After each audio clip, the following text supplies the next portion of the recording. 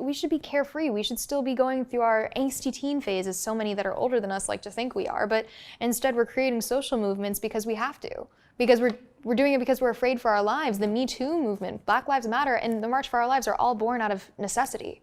It's not us wanting to do something, it's us having to do something, and that's a distinction that I don't think a lot of older generations realize, because we just haven't had the ability to relax and enjoy our teen years, or to be those lazy millennials that they so often portray us as. The March for Our Lives movement is a movement dedicated to gun violence prevention and voter mobilization and youth engagement, because that's the crux of our country. I mean, gun violence is something that permeates pretty much every aspect of our lives, even if we don't realize it. Police brutality is a form of gun violence. Domestic abuse is a form of gun violence. You have education that is disrupted by gun violence. People can't go to churches, concerts, pretty much anywhere without being shot. They perceive us as Nazis, gun grabbers, anti-Second Amendment people, so many awful things.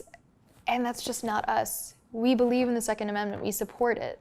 But in the Second Amendment, it supports reasonable limitations, and we need reasonable regulation on the people who are getting these firearms, because there are people who should not have access to firearms.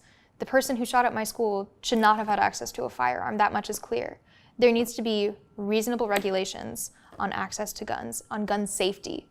It's not about taking away the Second Amendment. It never has been.